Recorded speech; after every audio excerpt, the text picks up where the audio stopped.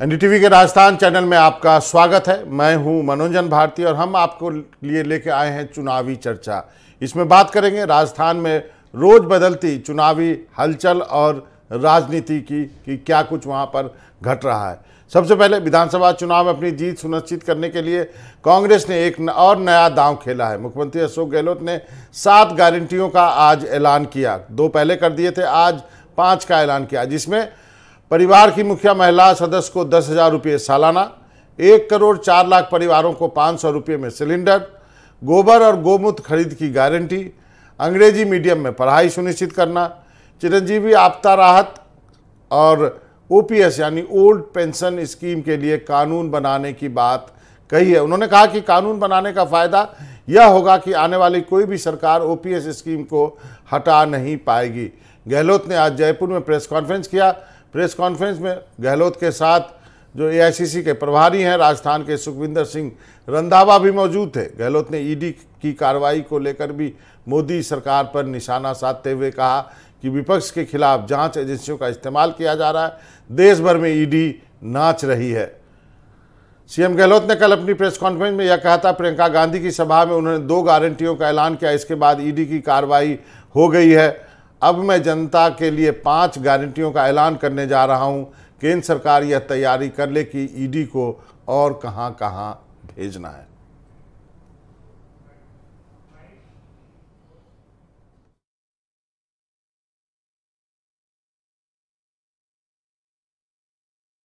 राजस्थान में करीब 14,000 कर्मचारियों को अभी आप देखिएगा जो ये गलतफहमी पैदा करते हैं, लागू ही नहीं हुई अभी तक। तो ओपीएस लागू ही नहीं हुई है। मुझे जाना पड़ा, हिमाचल जाना पड़ा, किले करने के लिए लागू नहीं हुई है। लाख महीने लग गया वहाँ पर हमारे यहाँ कर्मचारियों को, मुझे कहना पड़ा जा करके। आज राजस्थान में करीब 14,000 कर्मचारियों को हमारे द्वारा बहाल की गई ओपीएस का लाभ मिल रहा है। 14,000 कर्मचारियों को मिलने लग गया है। नहीं सॉरी, 1400 कर्मचारियों को मिलने लग गया है। परंतु भाजपा ओल्ड एज पेंशन का विरोध कर रही है, खुला कर रही है। किसी भी भाजपा शासित राज्य में ओपीएस लागू नहीं किया गया है। हिमाचल में कर दिया है, कर्नाटक में कर दिया है, छत्तीसगढ़ में कर दिया है, बाकी राज्यों में नहीं हो रहा है क्योंकि वहाँ सरकारें भाजपा की हैं।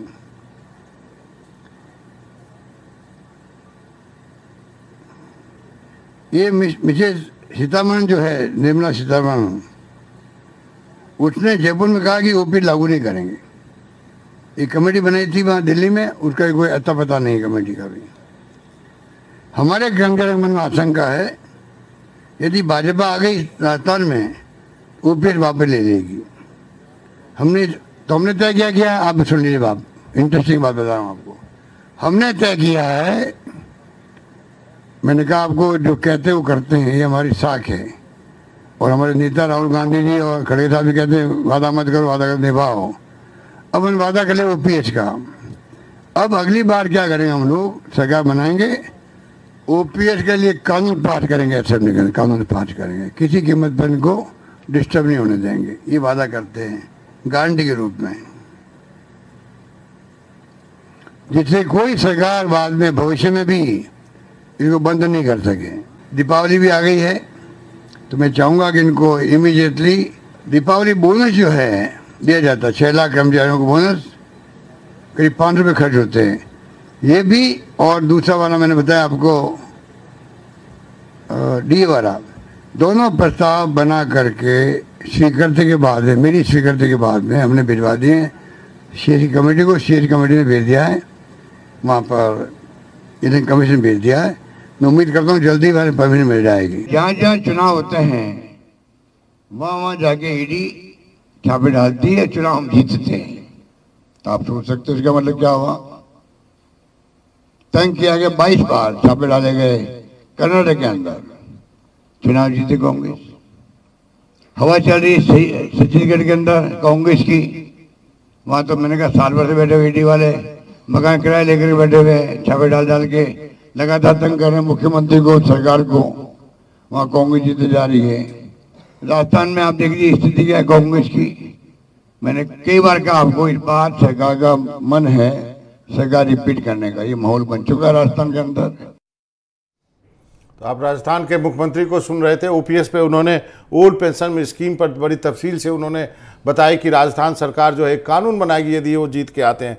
हमारे साथ हर्षा जुड़ गई हमारी सहयोगी, और नीरज हमारे साथ स्टूडियो में है। निमिषा बीजेपी से जुड़े हैं और प्रदीप चतुर्वेदी जी कांग्रेस से जुड़े हैं। सबसे पहले हर्षा आपके पास, ओपीएस पे बड़ी डिटेल से मुख्यमंत्री जी ने समझाया है कि वो कानून बनाएंगे आएंगे तो जिससे कि कोई सरकार उसको फिर हटा ना सके।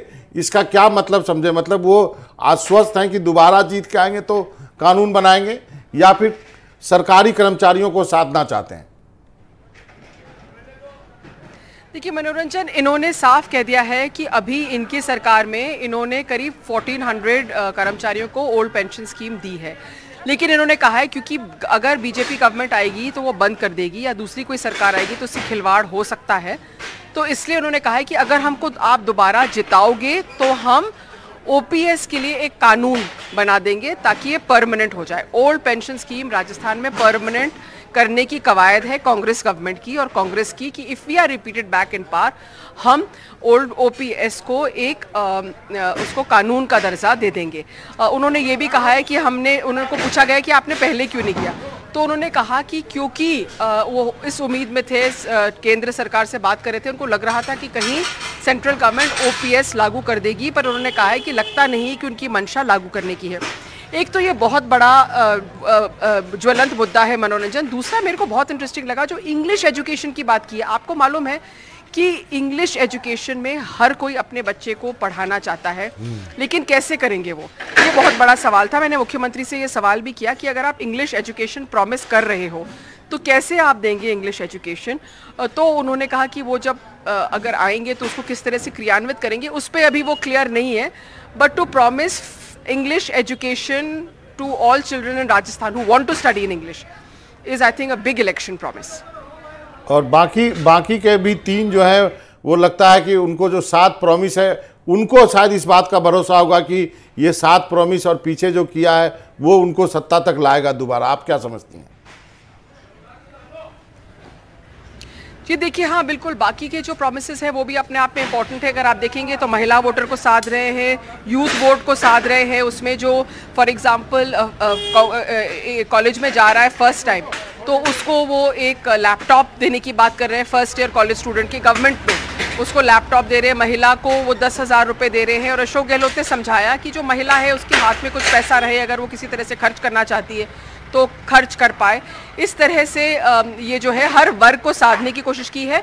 और जो गैस सिलेंडर वाला है उसको उसका दायरा उन्होंने बढ़ा दिया है। पहले 76 लाख फैमिलीज़ को मिल रहा था, अब उसको बढ़ा के नेशनल फूड सिक्योरिटी एक्ट के तहत जो भी लोग आते हैं एनएफएसए के उनको लिया गया है।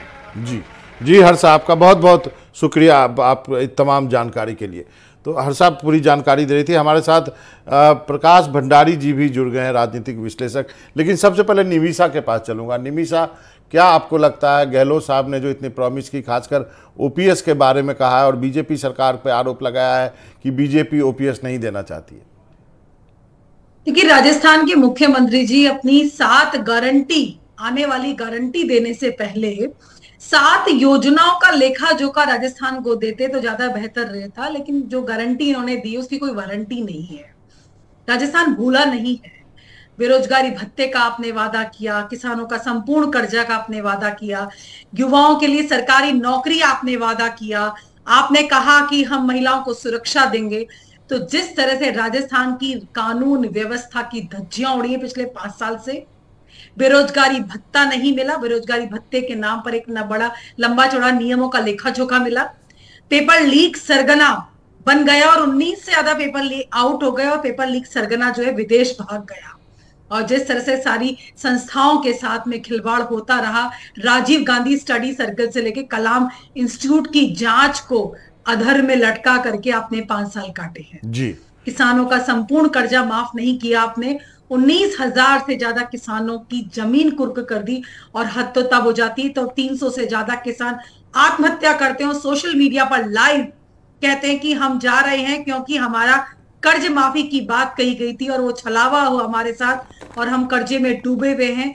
और इस तरह की हालत राजस्थान में। निमिषा जी, इस पे कांग्रेस का एक रिएक्शन लेना जरूरी है। प्रदीप जी, आप बताइए, बहुत लंबा चौड़ा उन्होंने गिनती गिना दी। गारंटी की ही वारंटी नहीं देते हैं आप, अब बताइए।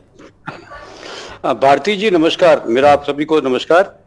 जहां तक मेरे प्रतिनिधि की बात है, वो कह रही हैं, तो मैं आपसे कहना चाहता हूं कि राजस्थान में भारतीय जनता पार्टी की सबसे बड़ी समस्या, हमारे यहाँ जो अशोक गहलोत और सचिन पायलट के विवाद को लेकर जो राजनीति कर रहे थे, उससे हताश होकर अब ये उन बातों पर आए हैं जिनका कोई औचित्य राजनीति में नहीं है।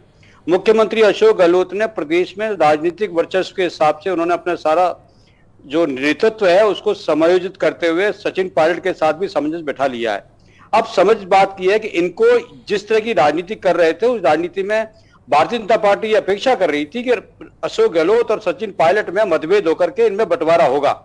लेकिन अब सबसे बड़ी स्थिति यह है कि राजस्थान में क्षेत्रीय नेतृत्व के नाम पर यह पार्टी जो है कुछ कर नहीं पाई, बल्कि परिवर्तन यात्राएं निकालकर इन्होंने जो संभाग स्तर पर जो नेता थे उनमें आपस में जो मतभेद पैदा करा दिए और एक नेतृत्व विवाद पैदा कर दिया। तो भारतीय जनता पार्टी के पास आज की डेट में प्रदेश में अपने नेतृत्व लेकर कोई स्थिति नहीं है। और सवाल यही है कि माननीय प्रधानमंत्री नरेंद्र मोदी जी को प्रदेश के लोग इसलिए उनको वोट नहीं देंगे क्योंकि वो उनकी पहुंच में नहीं है। राजस्थान की राजनीति में अशोक गहलोत प्रदेश में हर कस्बे में, हर जिले में कार्य जो वार्ड संख्या है उसमें भी कम से कम 5 से 7 लोगों को व्यक्तिगत रूप से जानते हैं, उनका अपना नेटवर्क है। और मनोज भारती जी, आप राजनीति के प्रकांड जानकार हैं, तो मैं समझता हूं अशोक गहलोत ने जमीन पर जाकर अपने मतदाताओं, अपने कार्यकर्ताओं, अपने लोगों को जाकर के विश्वास में लेकर राजनीति का एक मिनट प्रदीप जी, निमिषा जी रुकिए एक मिनट। प्रकाश भंडारी जी को लाना चाहूंगा। भंडारी सर, आपसे ये जानना चाहता हूं, ये जो गारंटियां दी जा रही हैं, क्या इसका असर होगा जनता पे, या आपको लगता है कि देर हो गई है? देखिए, ऐसा है कि कई पिछले जो गहलोत सरकार है उसने कई जन कल्याण की योजनाएं जब लागू की हैं, उसका अच्छा असर है, ऐसा नहीं है, उसका बढ़िया असर। अब आप मेरे पहले आपने सवाल किया था विनीता जी से, वो ये था कि इंग्लिश मीडियम स्कूल, अब इंग्लिश मीडियम स्कूल खोल दिए इन्होंने, सारे जिलों में खोल दिए। जो जहां पर आदिवासी रहते हैं उन गांवों के अंदर भी आपको देखेंगे तो इंग्लिश मीडियम स्कूल खुल गए। लेकिन आपको बड़ी हास्यास्पद स्थिति है कि अंग्रेजी पढ़ाने वाले टीचरों का जब इंटरव्यू हुआ तो उस पर पास मार्क्स 12 सिर्फ 12 रखा गया। मैंने 12 नंबर अगर आप आ जाते हैं आपसे तो आप पास हो जाते। उस 12 नंबर के अंदर सिर्फ 52% लोग फेल हो गए। तो आप देखिए कौन अंग्रेजी पढ़ा रहा है। ये अशोक गहलोत की गवर्नमेंट के बिना तैयारी के ये खाका खड़ा करने का, ये ढांचा खड़ा करने की जो तैयारी है, वो किस तरह से उसका ढांचा कितना कमजोर है, कितना मजबूत है, सामने दिखता है जी। इसी तरीके से कई योजनाएं तो बहुत लाए। अब ये क्या कि आखिर ज्यादा जो अधिकतर योजनाएं आई वो 1.5 साल पहले आई थी। एक योजना जो है वो ये है कि जो चिरंजीवी बीमा योजना है वो बहुत ही बढ़िया है, उसका लाभ वाकई लोगों को मिल रहा है। दूसरा जो आपको जो सिलेंडर वाला है वो भी उसका लाभ मिल रहा है, लेकिन सारी योजनाओं का क्रियान्वयन बिल्कुल अच्छी तरह नहीं हो पाया। तो पार्टी की इच्छा, मुख्यमंत्री की इच्छा, इन सब के बावजूद भी कांग्रेस को इसका लाभ बहुत ज्यादा मिल जाएगा, अच्छा मिलेगा। इसमें थोड़ा सा कांग्रेस अगर सीटें लेके आ रही है तो वो उन सीटों पे वो आप ये देख लीजिएगा कि वो वहां जीत रही है कांग्रेस, यहाँ थोड़े बहुत जो लाभ पहुंचा है उसका आनंद लिया है लोगों ने या विश्वास किया है। आप समझ सकते हैं कि ये क्या स्थिति है। जी भंडारी सर, एक माफी चाहता हूं, 1 मिनट के लिए आपको रोक रहा हूं। नीरज को यहां पे लाना चाहूंगा। नीरज, जो ओपीएस की बात कही है, क्या आपको लगता है कि ये और जैसा कि भंडारी जी कह रहे थे कि जो बीमा योजना है उसका लाभ हुआ है, सिलेंडर का भी लाभ हुआ है, बाकी का जो है कोई घोषणा नहीं हुई है, लेकिन ये ओपीएस एक ऐसा मुद्दा है, कर्मचारियों को आपने पकड़ लिया, 14,000 कर्मचारियों को आप ऑलरेडी जो है वो आप पेंशन दे रहे हैं, और ये जो एक ऐसा मुद्दा, क्योंकि वही चुनाव कराते हैं, चुनाव ड्यूटी में रहते हैं, क्या ये गेम चेंजर हो सकता है? देखिए, कर्मचारियों को पूरी तरीके से साधने की कोशिश की गई है। राजस्थान में 10 लाख से ज़्यादा सरकारी कर्मचारी जो हैं वो काम करते हैं। इसके अलावा अन्य जो एसोसिएटेड कर्मचारी हैं उनके अंदर भी उम्मीद जागी है, क्योंकि इन्होंने ये भी घोषणा की संविदा कर्मचारियों को भी हम ठेका प्रथा से मुक्त करेंगे। तो एक वो महत्वपूर्ण चीज़ ये है कि धीरे धीरे उनको भी उम्मीद जागी है कि अगली बार हो सकता है उनका नंबर आ जाए कि जो जो संविदा पे काम कर चुके हैं उसके अनुभव को प्राथमिकता देते हुए उनको परमानेंट कर दिया जाए। इसके साथ ही कर्मचारियों को साधने के लिए हाल ही में जो घोषणा करी है वो दिवाली का बोनस और बीमा की घोषणा कर दी है। तो चुनाव से पहले कर्मचारियों की दिवाली मनाने की कोशिश की जा रही है। एक एक कर्मचारी के साथ परिवार का अगर 4-4, 5-5 मेंबर भी, तो आप अंदाजा लगा सकते हैं 50-60 लाख का एक लाभार्थी वर्ग है बड़ा। सीधे तौर पर गहलोत पहले भी कह चुके हैं कि कर्मचारियों की वजह से मेरी सरकार गई थी, तो इस बार कर्मचारियों को नाराज नहीं करना चाहते हैं, साथ लेकर के चल रहे हैं, साथ करके चल रहे हैं। साथ ही युवाओं की बात करें तो युवाओं को साथ लेने के लिए ये कहा कि जो स्टूडेंट्स हैं उनको हम लैपटॉप या टैबलेट जो है फर्स्ट ईयर कॉलेज वाले स्टूडेंट्स हैं, अब देखिए इसमें जो करीब 18 साल के आसपास का जो नव मतदाता है उसको साधने के लिए ये किया गया है कि टैबलेट या लैपटॉप फर्स्ट टाइम वोटर है, फर्स्ट टाइम वोटर, यानी कि पहली जो कॉलेज की सीढ़ी चढ़ते ही जब वो 18 साल का हो जाता है तो उसको टैबलेट या लैपटॉप हाथ में थमा दिया जाएगा। तो ये सीधे तौर पर कह दिया गया है। इसी के साथ ही गाँव और गरीब किसान जो है उनको साधने के लिए 2 रुपये किलो में गोबर और गौमूत्र जो है ये खरीद की बात कह दी गई है। तो बड़ा किसान वर्ग है जो कि चाहता है कि जो गांव के अंदर सबसे ज़्यादा पशुपालन वाला स्टेट भी राजस्थान आता है। पहले उत्तर प्रदेश हुआ करता था उत्पादन के अंदर, अब सबसे ज़्यादा राजस्थान के अंदर क्षेत्रफल के लिहाज से है ही। तो इतना गोबर जो है वो उत्पादित होता है, सरकार उसको लेकर के खाद के अंदर इस्तेमाल करेगी या उसके दीपक बनाएगी या बाय प्रोडक्ट्स बनाएगी, धूप बत्ती बनाएगी, लेकिन ये सरकार को देखना है। छत्तीसगढ़ सरकार ने किया है, छत्तीसगढ़ सरकार की तरफ से राजस्थान सरकार इसको करने जा रही है, तो इसकी घोषणा कर दी गई है। तो किसानों के मन में इससे पहले 5 रुपए किलो इन्होंने दूध पे सब्सिडी देकर के ये कह दिया कि 5 रुपए किलो हम किसानों को देंगे जब दूध खरीद होगी। तो तमाम इन वर्गों को, महिलाओं के लिए 2 बड़ी घोषणाएं वो करी दी गई है। स्मार्टफोन की पहले से 1,35 लाख महिलाओं के लिए घोषणा है। हालांकि उसकी चिप कब तक आ पाएगी ये कहना मुश्किल है। जब चिप आनी चालू हो जाएंगी तो शायद वो तो भी पूरा राजस्थान रील ही बनाएगा, जो जितनी महिलाएं हैं वो रील बनाने में व्यस्त आपको दिखेंगी। माफी चाहता हूँ निमिषा जी, आप कुछ कहना चाह रहे थे, आप अपनी बात कहिए। देखिए, सर्वप्रथम तो हम देखें कि बाकी राज्यों में जिस तरह से इनकी कर्नाटक में सरकार आई, हिमाचल में सरकार आई, वहां पर भी इसी तरह की गृह लक्ष्मी योजना का इन्होंने गारंटी दी थी और सरकार को आए हुए महीनों हो गए।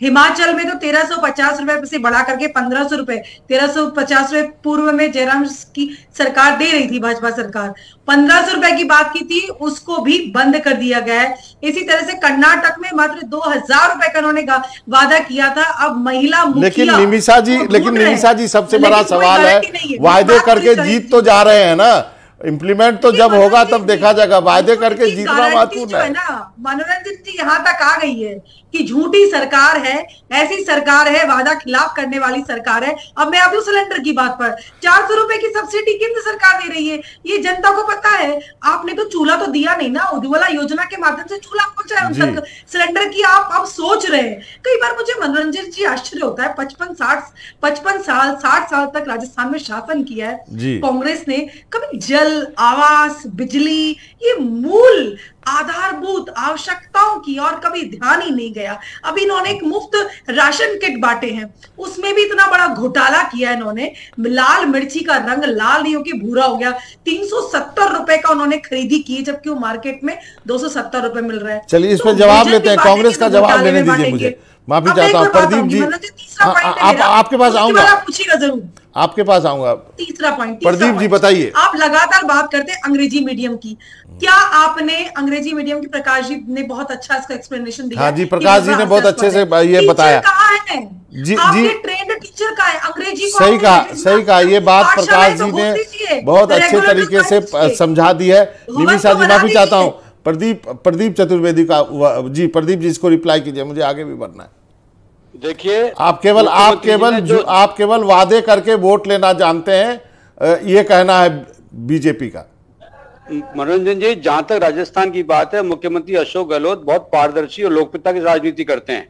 उन्होंने अपने वादों में जिस तरह की समानता और समन्वय का भाव रखा है प्रदेशवासियों के लिए, वो इसीलिए लोकप्रिय मुख्यमंत्री हैं। वो चौथी बार मुख्यमंत्री बनने दावा इसीलिए कर रहे हैं कि वो जन जन के साथ हैं और प्रदेश में गांव और शहरों के प्रत्येक मतदाता के साथ पहुंचकर उन्होंने फीडबैक लिया है। आपको ध्यान होगा कि जब मुख्यमंत्री अशोक गहलोत ने 6 महीने पहले ही प्रदेश की सभी जिलों का यात्रा कर एक फीडबैक लिया था। उन्होंने ग्रामीण खेलकूद का आयोजन किया।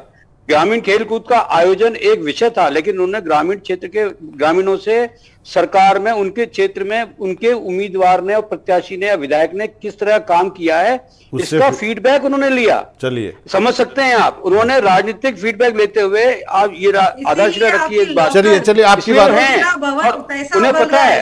दूसरी बात सुनिए, दूसरी बात एक एक करके प्लीज प्लीज आप दोनों को नहीं, इनको पूरा करना। हाँ, अंग्रेजी माध्यम की जहां तक बात है, राजस्थान में सभी छात्र प्रदेश की प्रतियोगिताओं में भाग लेते हैं, लेकिन राष्ट्रीय स्तर पर उनकी प्रतियोगिता और उनकी सफलता का भाव बहुत कम है। इसलिए मुख्यमंत्री का उद्देश्य है कि राष्ट्रीय स्तर पर हमारे छात्र आगे जाएं और उनका चयन हो। जी प्रदीप निमिषा जी, एक मिनट प्रकाश जी आपके पास आता हूं। मेरा एक अलग सवाल है, कांग्रेस बीजेपी की तो ये जो वोटिंग के दिन तक इसी तरह बहस चलती रहेगी। मेरा एक इंडिपेंडेंट सवाल आपसे ये है कि कांग्रेस के लिए इस बार क्या प्लस पॉइंट दिख रहा है आपको चुनाव में, और बीजेपी के लिए क्या प्लस पॉइंट है, और दोनों के माइनस पॉइंट क्या है, ये हमें समझाइए।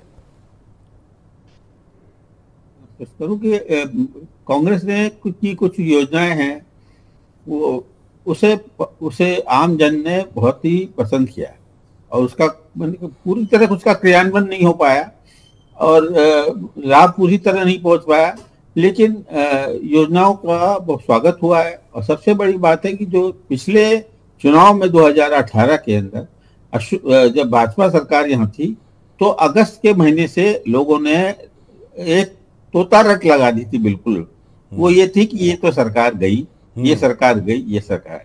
सितंबर अक्टूबर जब आया, जब ये कहा कि भ्रष्ट सरकार है, उसको तो जाना ही है, जा रही है। इस सरकार के, गहलोत की सरकार के बारे में ये जरूर हो सकता है कि एंटी इनकम्बेंसी तो नहीं लगी, तो कांग्रेस ऐसा लगता है कि भाजपा के सामने बड़ी मजबूत स्थिति में खड़ी हुई, क्योंकि एंटी इनकम्बेंसी के लोग ज्यादा बात नहीं कर रहे और एंटी इनकम्बेंसी। लेकिन अशोक गहलोत और कांग्रेस का सबसे बड़ा दुखड़ा ये है कि इन सब को काम के बावजूद भी वो जो भाजपा के हिंदुत्व का जो मुद्दा है, उसके आगे ये कांग्रेस के पास उसका कोई तोड़ नहीं। सही बात, 100% की बात आपने कही है सर। एक चीज और याद दिलाता हूं, जब आ जाता है तो सारी कल्याणकारी योजनाएं पीछे रख जाए, भगवान और देवी देवता याद करते हैं। एक और चीज जो हुआ है सर कि उस पे आप क्या बात करना चाहेंगे? गहलोत और पायलट के बीच में कोई ऐसे विरोधाभासी बयानबाजी नहीं हो रही है। देखिए, उसका कारण ये है कि कहीं ना कहीं समझ आई है और कहीं ना कहीं उच्च स्तरीय कोई मंत्रणा हुई। उसके बाद जो सचिन पायलट का जो है, जो इतने मुखर होकर होते सरकार, अपनी ही सरकार के मुख्यमंत्री के खिलाफ जितना बोला करते थे, वो सब बंद हो गया। अचानक बंद हुआ तो लोग इसी, मतलब आज तो ये है स्थिति कि लोग ये पूछ रहे हम पत्रकारों से कि सचिन अचानक जो है, जो इतने मुखर थे, वो आज कैसे चुप बैठे हैं, क्या हो गया? जैसे उनको क्या प्रॉमिस किया गया कि सरकार आएगी तो क्या मुख्यमंत्री बन जाएंगे, इस तरह की बातें आ रही है। अब वो ठीक है, सचिन का जो है नौजवान है, खून गर्म हो गया, अब थोड़ा सा ठीक समझ रहे हैं।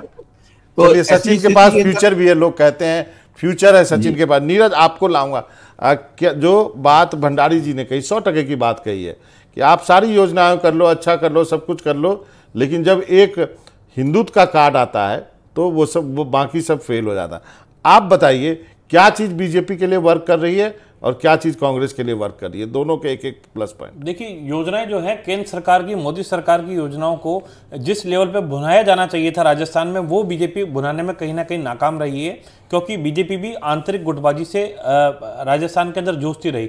वसुंधरा राजे खेमा और अदर जो खेमा था, इसका पूरा एक खींचतान जो है वो चलती रही थी। इसकी वजह से कहीं पार्टी को नुकसान जो है वो देखने को मिला। लेकिन जहां बात हिंदुत्व के एजेंडे की आती है तो वास्तव में उसका कोई तोड़ नहीं है, वहां पर बीजेपी जो है वो लीड लेती हुई नजर आती है। अब उदयपुर का मामला जो चुनाव में जो है वो गूंजता हुआ नजर आएगा कि सर तन से चुदा वहां पर हुआ था, उस पर क्या कार्रवाई करी। तो इस तरह के जो मामले हैं, इसको लेकर के पूरा समाज जो है वो एकजुट होता है और ध्रुवीकरण के आरोप फिर और कांग्रेस किस बात से जूझ रही है? कांग्रेस के साथ में संकट ये है कि कांग्रेस पार्टी आज लगातार काम तो कर रही है और घोषणाएं भी कर रही है, लेकिन जो नेताओं के किए हुए जो काम है जब वो सामने आते हैं, उजागर होते हैं चुनाव के समय, और जब ईडी जैसी एजेंसी आकर के जनता के बीच उनको भुनाने लग जाती है। और दूसरा, गहलोत और पायलट खेमे के समर्थकों के अंदर भी ये चीज है कि चुनाव के बाद कौन पेपर लीक सबसे बड़ा सेटबैक है इस सरकार के लिए। पेपर लीक एक बहुत बड़ा सेटबैक जो है वो कहा जा सकता है। 27 लाख बच्चे जो थे वो रीट लेवल 1 और 2 के अंदर शामिल हुए थे, और राजस्थान में 65 लाख से ज्यादा जो बच्चे हैं वो प्रतिवर्ष प्रतियोगी परीक्षाएं देते हैं और नौकरी की आस में रहते हैं।